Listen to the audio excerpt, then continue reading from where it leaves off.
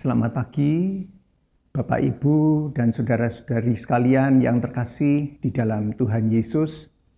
Jumpa lagi melalui program Perenungan Hikmat Pagi GKI Karangsaru Semarang.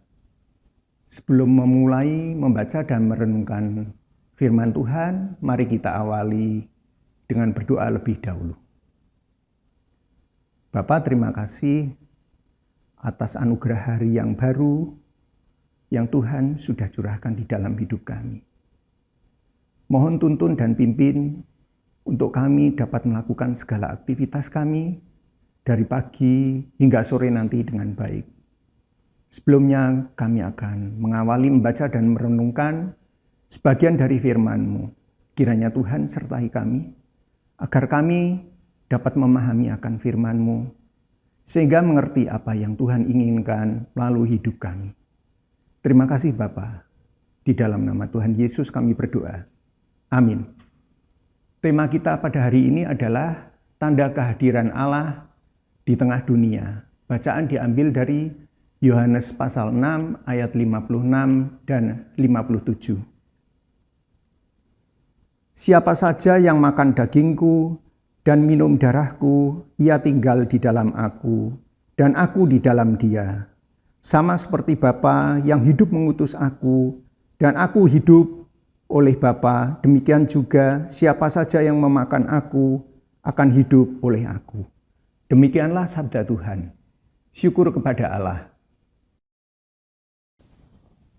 Ibu Bapak jemaat yang dikasihi Tuhan Yesus Kristus, kemarin kita melihat respon umat Israel terhadap ajakan Yosua untuk menyembah Allah Israel. Hari Senin yang lalu kita telah melihat garis besar Yohanes 6 ayat 1 sampai 71.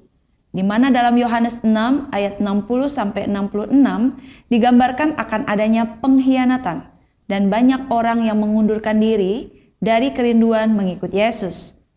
Berbeda dengan respon umat Israel terhadap ajakan Yosua, orang banyak yang mengikut Yesus justru memperlihatkan sikap tidak bisa menerima pengajaran dan pernyataan Yesus. Mereka bersungut-sungut dan tidak percaya, bahkan mengundurkan diri.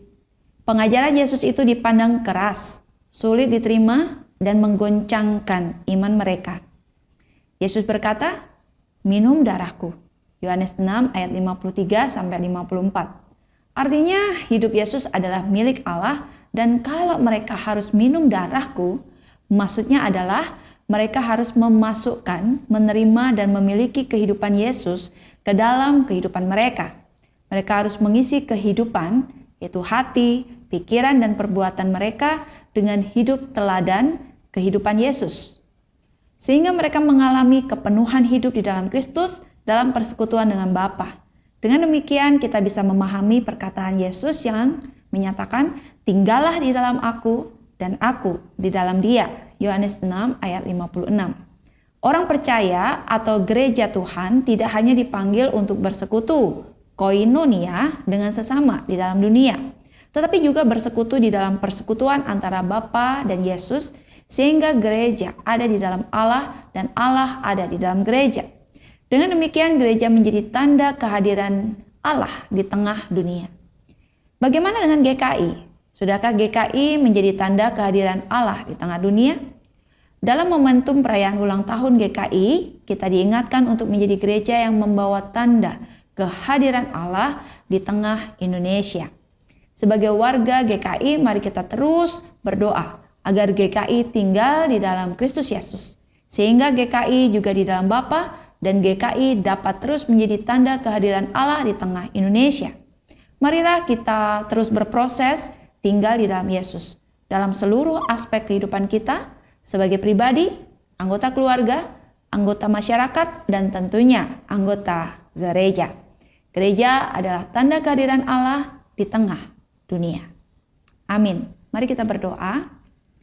Bapa Surgawi, kerinduan kami adalah keberadaan Gereja Kristen Indonesia yang tersebar di seluruh Indonesia ini boleh menjadi saluran berkat Tuhan.